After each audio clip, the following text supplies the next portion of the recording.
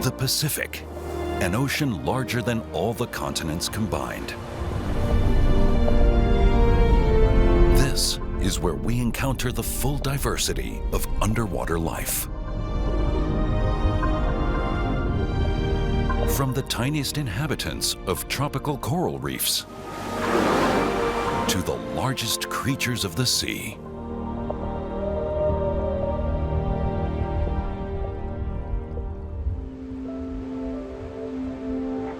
One Pacific region with the greatest abundance of life is the west coast of North America. The sea nourishes countless creatures here, on land and underwater.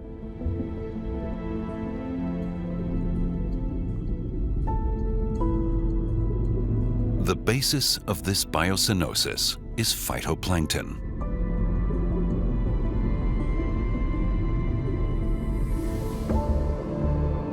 In springtime, when the sunlight increases, the single-celled algae on this coast multiply so intensely that the green clouds they form can be seen from outer space. But on the seabed, it's a very different picture. Veritable death zones, full of dead and decaying starfish, sea urchins, mussels, and crabs. We noticed several years ago, bringing the pots up, maybe 15, 20 crabs in a pot, and they'd all be dead. Every single crab was dead. You run to the next pot, same thing. This can be for miles and miles, so it's an enormous stretch of the bottom of the sea, and everything in it, on the very bottom, as we know, appears to be dead.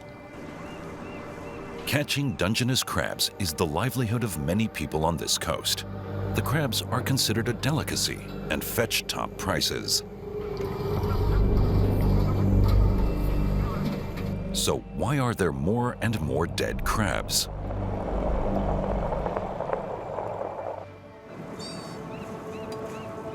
Oceanographer Jack Barth and his team are investigating this mass extinction. Today, they'll be heading for a marine area off the coast of Washington State. That's where they'll be deploying this torpedo-shaped measuring device.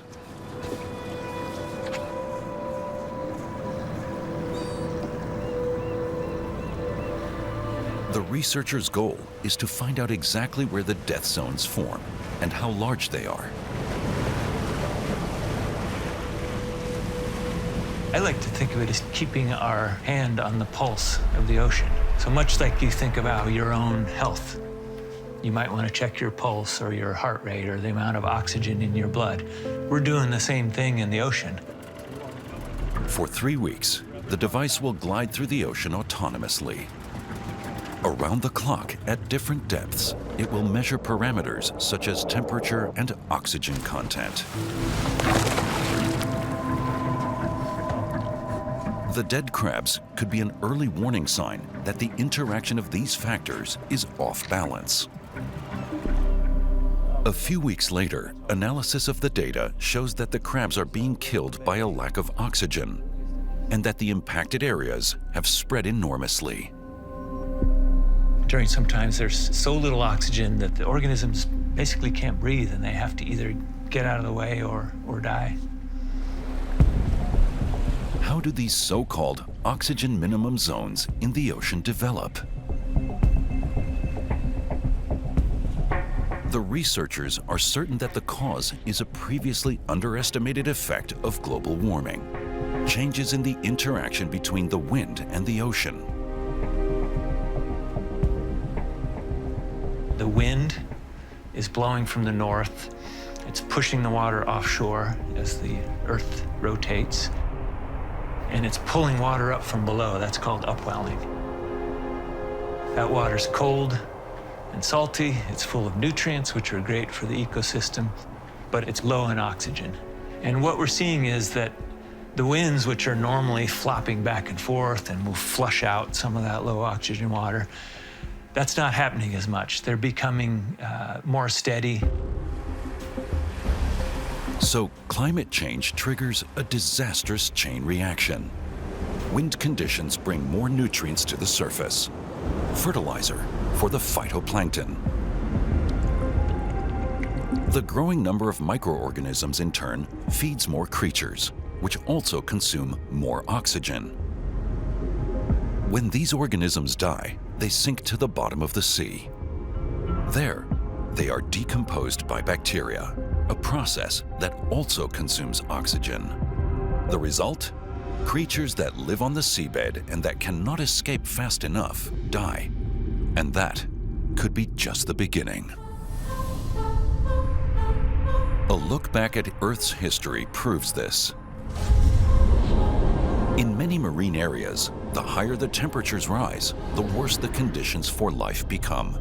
This was the case during an especially hot climate phase 56 million years ago, the Paleocene-Eocene thermal maximum, or PETM for short. It's a really peculiar phase in Earth's history where we see global temperatures rise by about 5 degrees within a few thousand years. And so it is probably the episode of climate change that resembles what we see in the modern day most. The PETM was one of the most dramatic and rapid warming periods ever.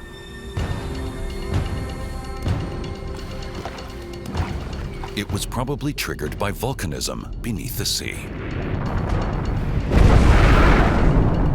Huge amounts of CO2 were released into the atmosphere.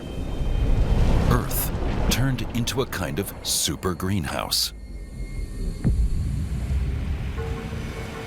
Oxygen in the oceans became scarce at that time as well. And even then, changes outside the oceans played a major role. Warming caused more weather extremes. Droughts alternated with heavy rainfall. The rain caused rivers to swell again and again. Huge amounts of sediment were washed into the ocean. The minerals contained in it acted like fertilizer. So during the PETM as well, life in the oceans initially proliferated. At the same time, the warmer seawater also contained less oxygen. The numerous organisms consumed it, and entire ocean areas became death zones.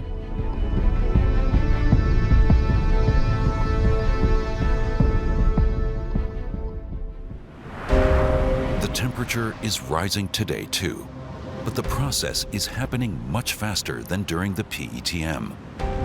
So the vicious circle of warming, over-fertilization, and oxygen deficiency in the oceans is threatening to intensify in the future.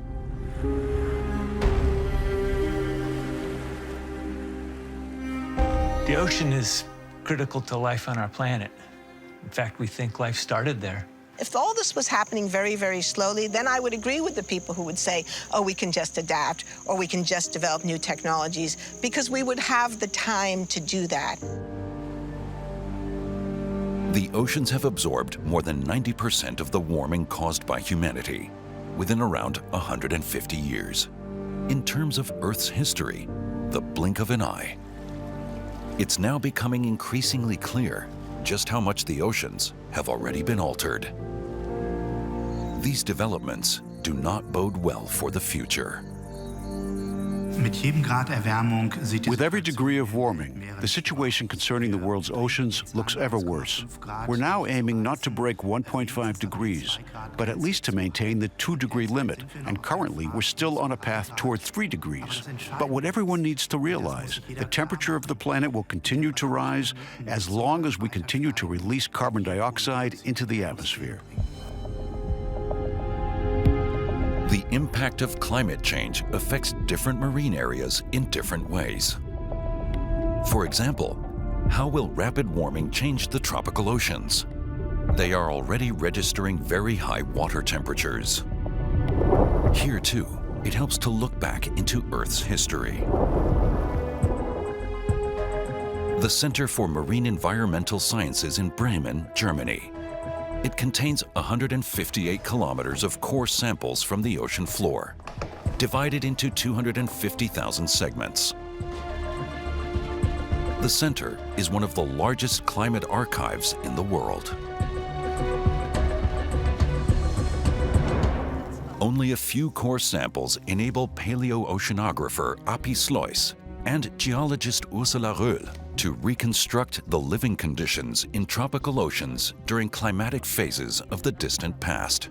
These layers of sediment show the transition to the Paleocene-Eocene thermal maximum 56 million years ago. They originate from the Atlantic, from an area off the coast of Ghana in West Africa.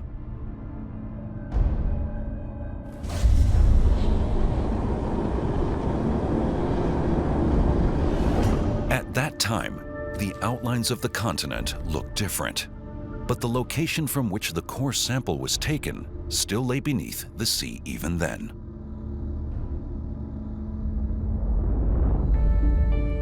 For comparison, Api Slois examines sediment samples from the phase immediately preceding the onset of warming.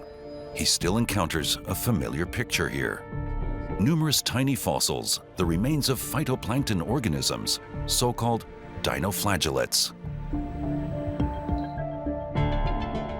They are far more resistant to extreme environmental conditions than other marine organisms.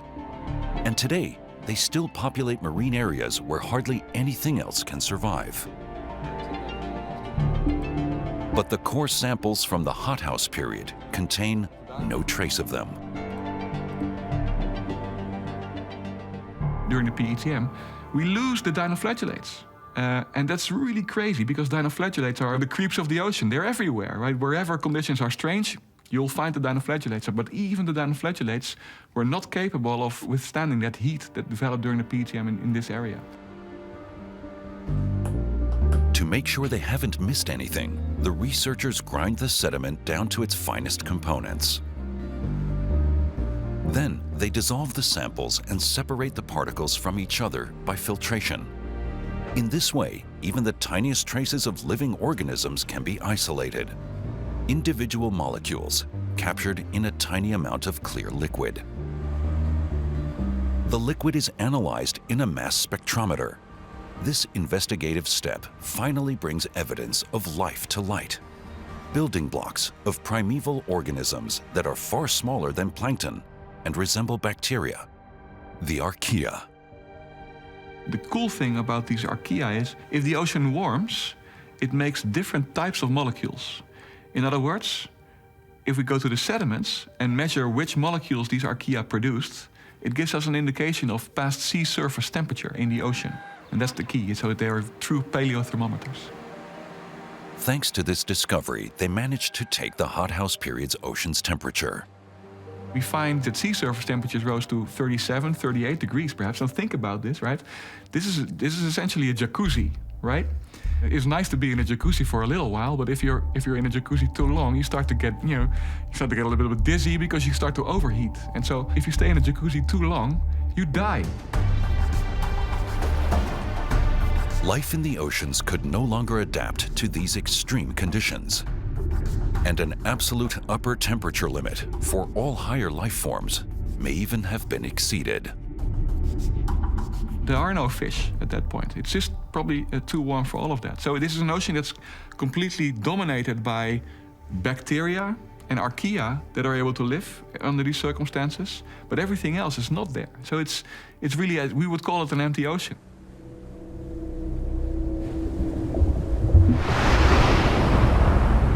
Is life threatening to disappear from the tropical oceans again today? The west coast of India is already showing signs of similar changes in the sea. Uran, a small town south of the megacity of Mumbai. The people here are dependent on fishing. But in recent years, catches have dwindled sharply. More and more often, the fishermen return with empty nets. Traditionally, people here fish with small boats near the coast. One of them is Tukaram Janardam Kohli. The 69-year-old has been going out to sea since his childhood, but these days, he can barely scrape a living from the meager catch. 30 साल पहले जो मछली मिलती थी, अभी The amount of fish we used to catch 30 years ago is reducing by the year. When I was a child, we used to catch half a boat full of fishes. But over the years, there have been so many changes that we can't even manage one basket of fish. The Arabian Sea has already warmed up by around 2 degrees, from 26 to 28 degrees Celsius, twice as much as many other marine areas. In addition to factors such as overfishing and pollution, heat poses the biggest threat to fish stocks. In this region of the ocean, it decreases the amount of plankton, the basic food resource for fish, shrimp, and crabs. Some fish species are also migrating to cooler regions. And another effect of global warming is also threatening the fishermen. There are so many cyclones these days that the impact is not only felt by farmers and their crops, but also on the flora and on our fishing area and fishes. We can't go fishing during a cyclone. Now, this year, we've seen roughly 4 cyclones already, one after the other. So how are we supposed to go fishing? The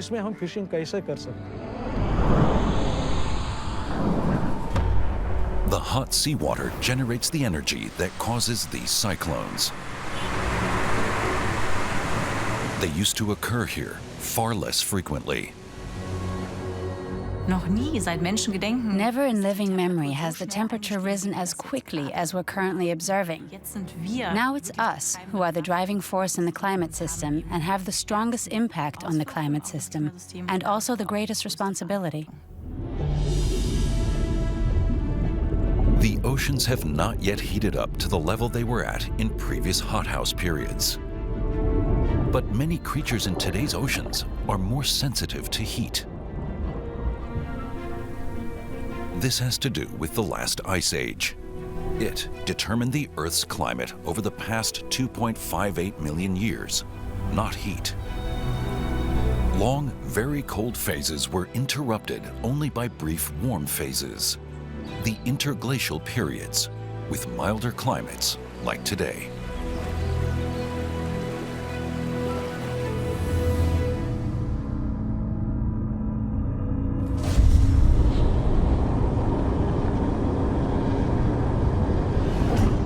As recently as 21,000 years ago, at the height of the last cold phase, the habitat of many marine organisms shifted toward the equator because the oceans there were not frozen. In the subsequent warm phase, which began 11,700 years ago, the ice retreated, and the oceans moved towards the poles again.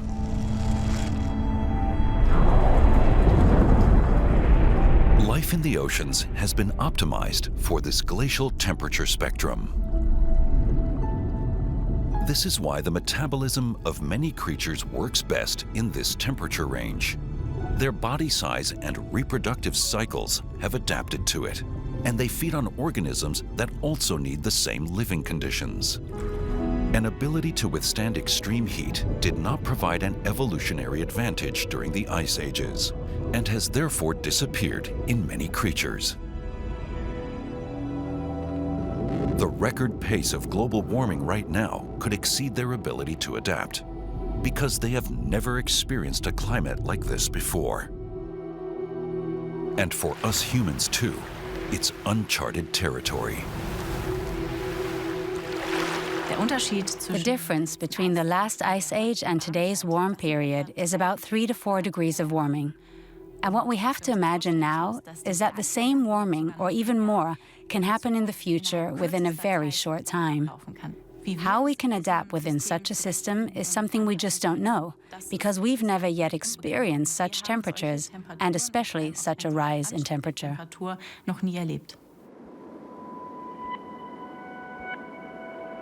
Tropical coral reefs are also victims of this rapid warming. They are home to around 1/4 of all marine organisms, including more than 4,000 species of fish.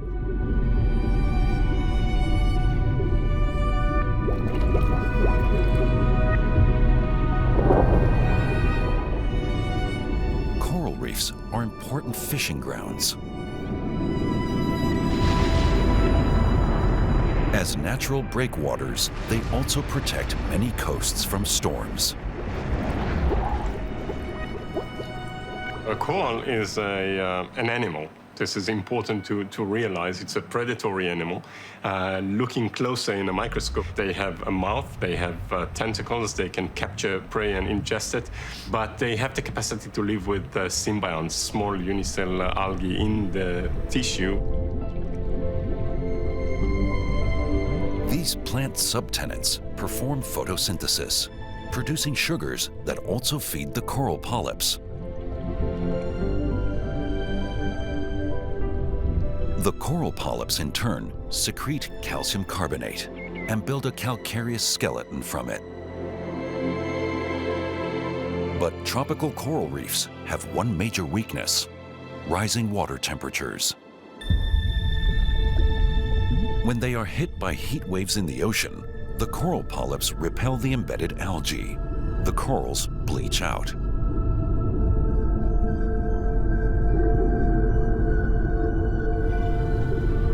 If the heat wave lasts too long, they eventually die, and the calcareous skeletons are crushed by waves.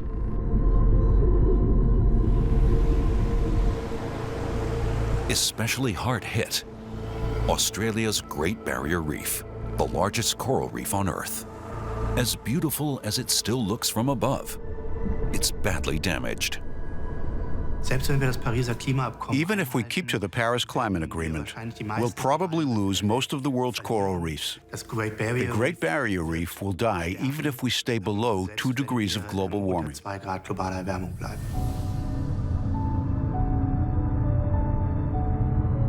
Areas of tropical coral reefs still extend around the entire globe, near the equator. But hardly any of them are still fully intact. One exception are the reefs in the Gulf of Akaba, at the northern tip of the Red Sea.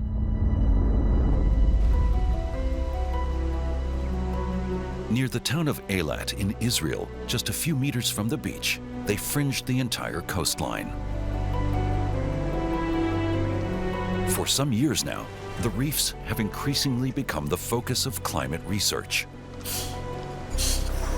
While we had all these reports of coral bleaching out there in reefs of the world, here we've never witnessed any bleaching event. And I kept asking myself, what are we missing? There's something very interesting going on here.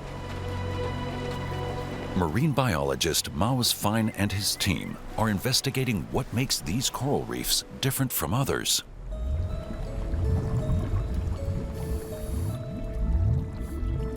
To do this, they are cultivating corals so as not to damage the natural reefs by taking samples. Sensors monitor light intensity, water temperature, and other environmental factors to ensure that these corals are healthy.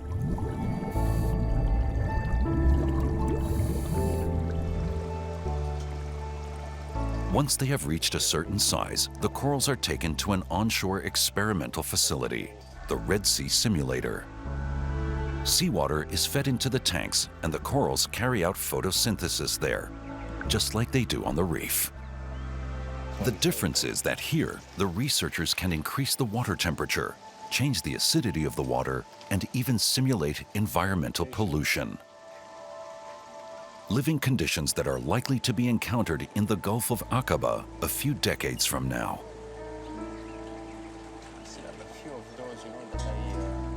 For months, the corals are exposed to this environmental stress.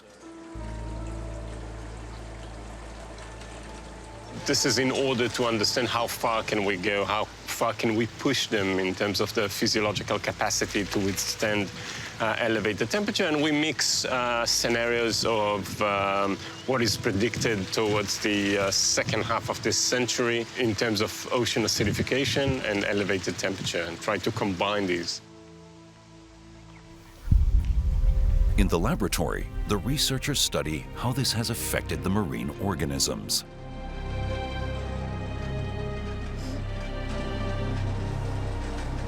They look very healthy, but still they have to take a real medical examination now. From the coral tissue, the algae with which the corals live in symbiosis are now counted. It turns out that the corals have survived the extreme living conditions well. The researchers are certain that this resilience can be explained by the Earth's history.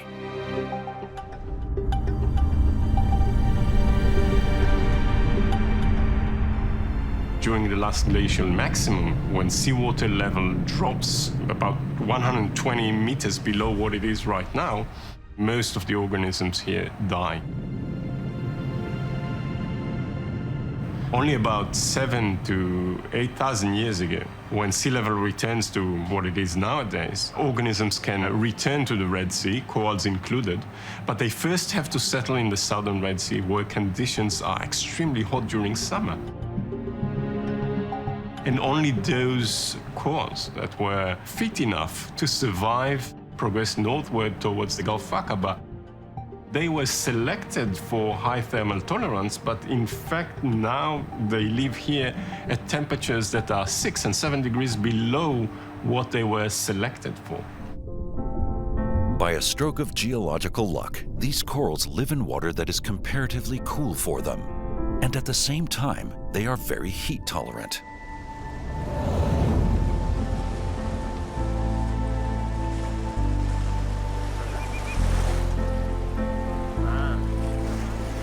We have to protect it because this is the source of life, not only for the many fish and invertebrates that live there. This is the source of life for all the citizens of the Red Sea.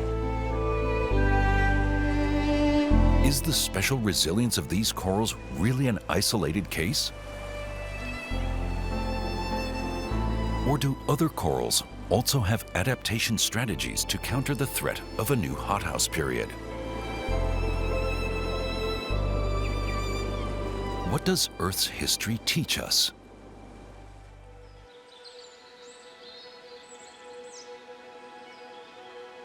A rural region near Paris.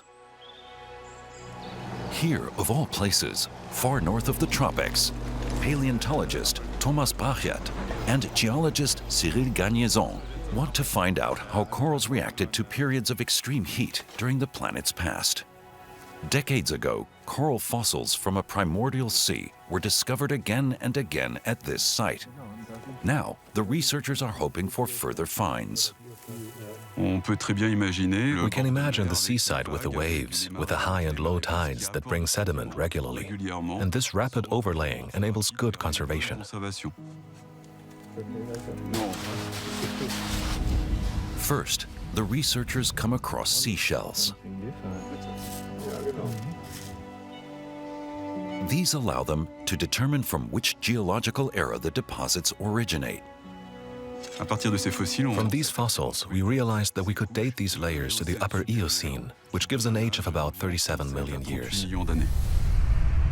This initial information is important because at that time as well, the climate was much warmer than today. Back then, Europe was more like an archipelago of islands, with numerous shallow bays along the coasts. The sandpit in today's France was originally part of one of them. During their excavations, the researchers eventually come across further remains of tropical corals. These come from coral species that still exist today.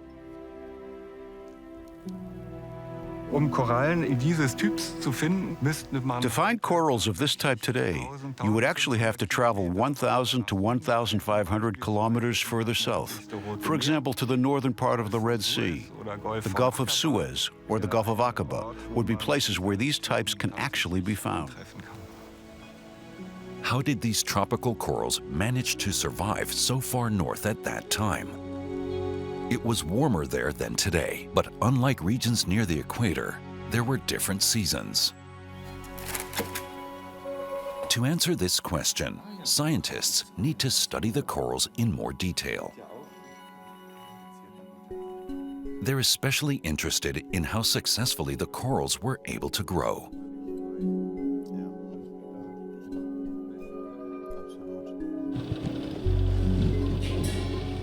First, they saw a slice out of the coral.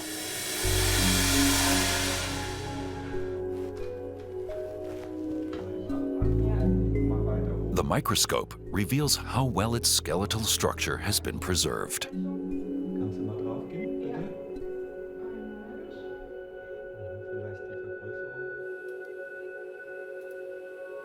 In the next step, the sample is X-rayed. From these images, the researchers can finally deduce how rapidly the coral grew, because it forms new growth layers every year. Comparing a present-day coral from the tropics with the fossil finds is crucial here. On the right side, you can see the spacing here in the millimeter range, about 3 millimeters per year. And in the left picture, it's much faster and typical of today's corals, around 1.5 centimeters per year. An important adaptation strategy of corals is revealed. If temperatures rise too much, the corals colonize new habitats in higher latitudes, but are less able to grow there.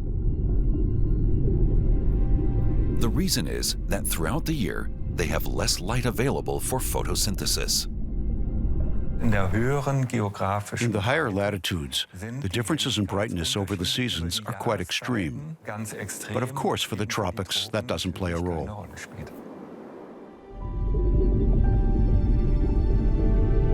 The fact that tropical corals can spread into new marine areas at all has to do with their development cycle. They begin their lives as larvae that swim freely in the water. Only when ocean currents have driven them to a suitable location do the larvae settle and transform into coral polyps that build the coral stock. Thus, even today, tropical corals settle far outside the tropics and begin to form reefs. For example, in Japan. Coral larvae can now settle here because the water on the coast has warmed by about 1.25 degrees in the last 100 years. With adaptation strategies like these, tropical corals could survive even the current global warming. However, more corals near the equator die than new ones in other latitudes can grow. The problem here is the time factor. The climate changes in Earth's history that have actually been documented were obviously vastly slower than what's happening on Earth right now. The extreme pace of change is what is making today's warming of the oceans so dangerous. And it's by no means only marine life that is affected. We know that there have been many major changes in the planetary climate system during the course of geological time, but most of those changes happened when there were no people around. And if there had been people, there's a good chance that those people would have suffered or possibly even been wiped out.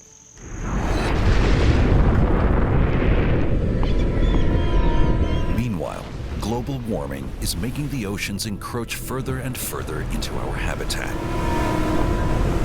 The warmer seawater is causing more powerful storms.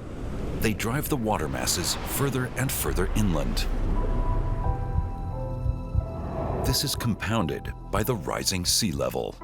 It has increased by about 20 centimeters over the past 100 years. That doesn't seem like much, but the consequences are already very serious.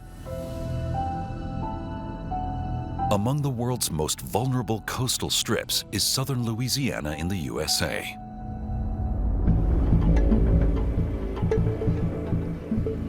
The region on the Gulf of Mexico lies only just above sea level. The boundaries between water and land have always been fluid here, but now the sea is gaining the upper hand, also as a result of human impact on the environment. Louisiana is losing land at a rate faster than anywhere else in the country and arguably anywhere else in the world.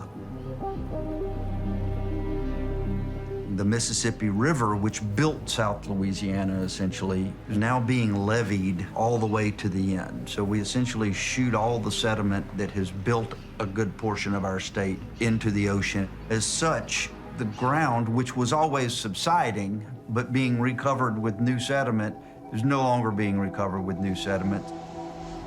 No new alluvium is being formed. In addition, there is oil and gas production. Deposits deep underground are being exploited, and this is creating cavities, making the land sink even faster. The dead-straight shipping channels are also allowing more and more salt water from the open sea to enter the marshes. And that, in turn, is killing the forest that once fortified the coast here and protected people from the power of the sea. At the heart of this area, and more endangered than almost any other settlement in Louisiana, is Isle de Jean Charles. This is a tight-knit Native American community that retreated to the island 150 years ago because they were being run off their land. So they went out into the marsh, they made a life there. But since that time, the island has almost completely disappeared.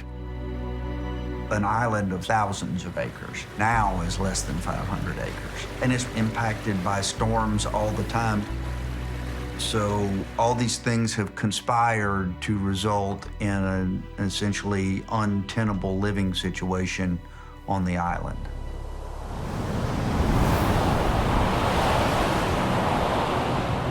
In late August 2021, Hurricane Ida hits Louisiana and causes widespread devastation. In the middle of the zone where the storm was at its most violent, Isle de Jean Charles. The residents managed to make it to safety just in time. But most of the houses are severely damaged. Leading a normal life there again now seems to be quite impossible. Like most of the island's other residents, Chris Brunet decided to move to the safer mainland even before the hurricane hit. He moved to this new settlement built by the government 50 kilometers from the island. I know that a house is being built, but it's gonna be a while before it becomes home because I'm so rooted to Isle de Jean Charles. One of the things that is helpful about this is that I'm not moving someplace alone, I am moving with my community. They call their future place of residence the New Isle, in memory of their old home, which will soon sink completely into the sea. We was in our own little world right there because we was away from everything. And so being raised in that environment, it's a great security. It's a place of our identity. It's a place where we come from. It's a place that offered us a sense of belonging. Isle de Jean Charles provides a foretaste of what's in store for many low-lying coastal areas worldwide. Will maps look completely different in the year 2100? Will millions of square kilometers of coastline be uninhabitable? We're currently observing a sea level rise of 5 centimeters per decade. That doesn't sound like much, but over time, it will gradually eat away at our coasts. And that rising level could soon accelerate significantly. The crucial factor is how quickly the Earth's large ice sheets respond to global warming. The largest one in the northern hemisphere is located in Greenland, an ice sheet almost 10 times the size of Florida. Greenland is already losing 280 billion tons of ice per year. If all that ice melts, the sea level will rise by around 7 meters. It's a long-term scenario, but entirely feasible.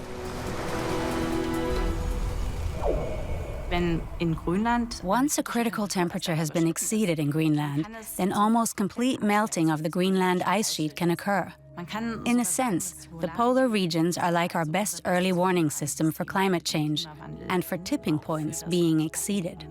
And that early warning system is now sounding the alarm. The Earth has already warmed by a global average of about 1.2 degrees due to man-made climate change. And according to current calculations, that figure could rise to more than 3 degrees by the end of this century. This is now also noticeable in the world's largest ice sheet in Antarctica. If it melts, the sea level will rise by as much as 58 meters. For a long time, Antarctica was considered stable. But in the meantime, glaciers in the West Antarctic in particular are reacting to global warming. Among them is the Thwaites Glacier, an ice giant more than twice the size of Austria. Offshore, it sits underwater beside a ridge. A natural break block for the ice flow. But at this very spot, warmer seawater is now thawing the glacier from below. In the Thwaites Glacier area, we've moved that grounding line inland due to the warming of the planet. And if we melt the grounding line above the summit of that hill, then the situation becomes unstable. And more ice is flowing into the ocean. A few tenths of a degree of warming beneath the ice shelves is enough to make them melt.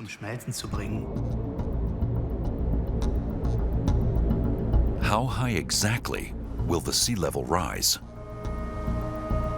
For at least 200 million coastal dwellers worldwide, it's a crucial question.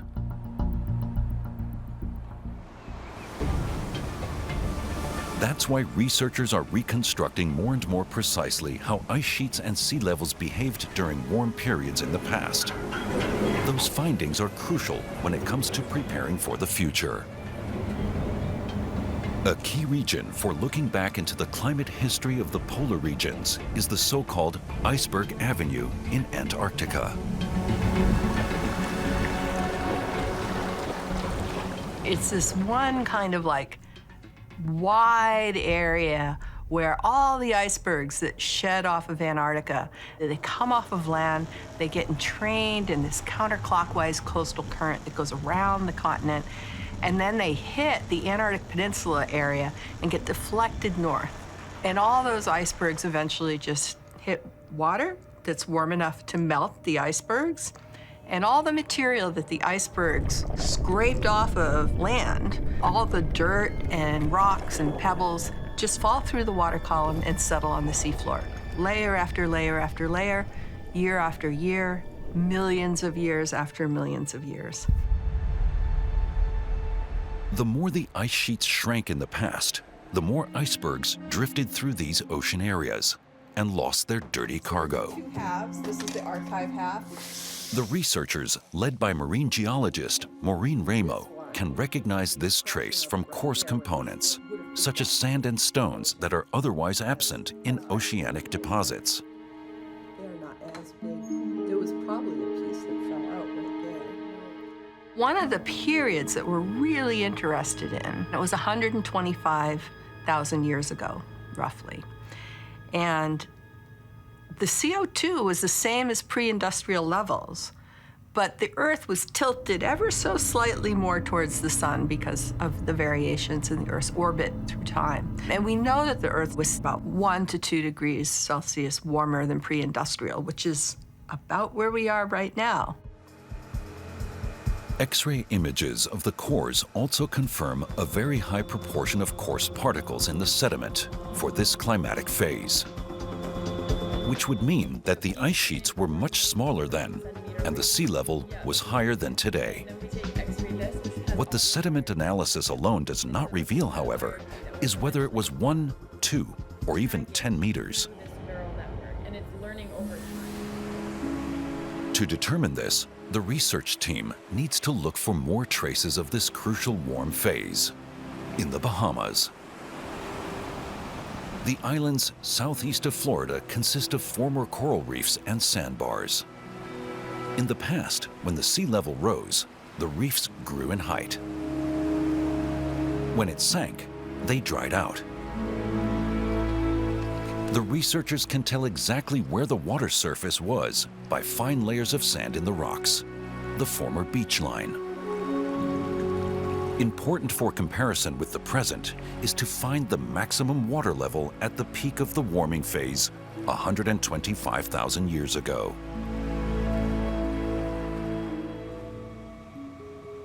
So geochemist Oana Dumitru has to date fossilized corals from these rocks as accurately as possible.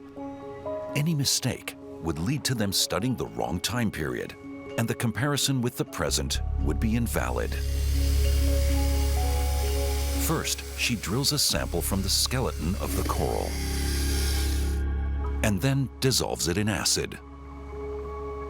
After this, the researcher isolates tiny amounts of radioactive elements from the liquid, because during its lifetime, the coral incorporated uranium, which occurs naturally in seawater, into its skeleton.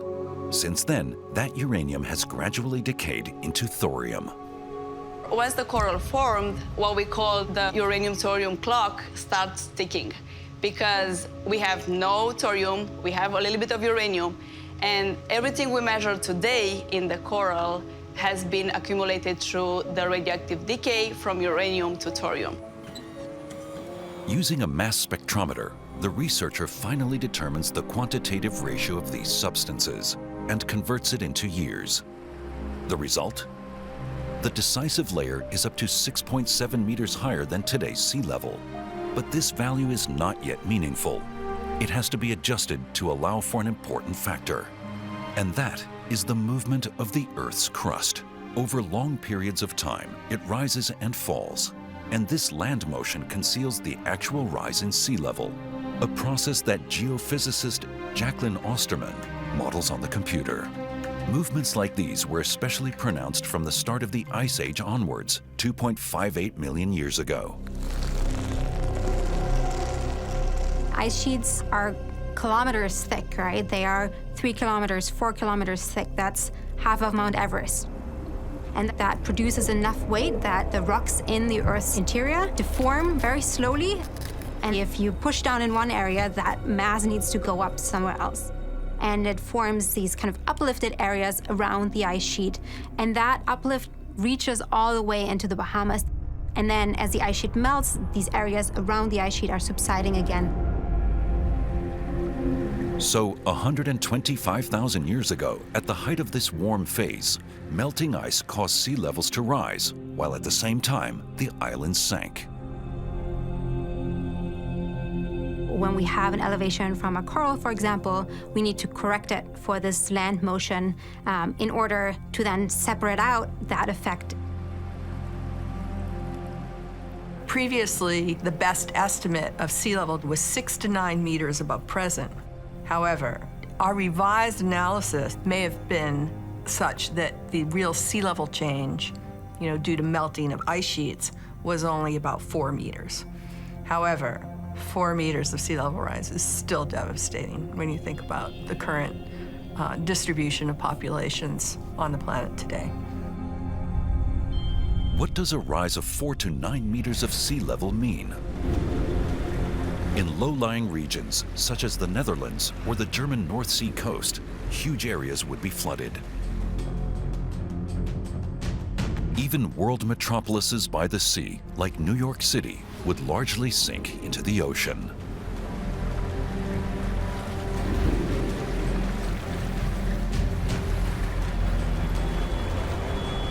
Millions of people live there in a very confined space.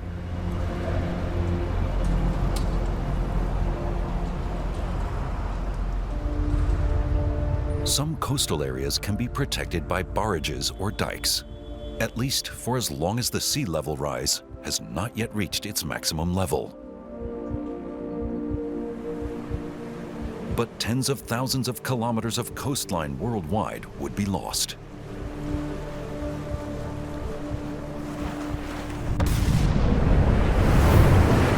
The signs can no longer be ignored. Global warming is changing our oceans. If If it continues at this rate, many marine areas will gradually die, and their inhabitants will disappear. This is proven by a look back at the hothouse periods of the past. The effects will be cataclysmic and will not stop at us humans. We are interrelated with our environment. The environment's not something out there, it's everywhere. It's in here when we breathe. We breathe the air into ourselves. So it's really about the life that we live.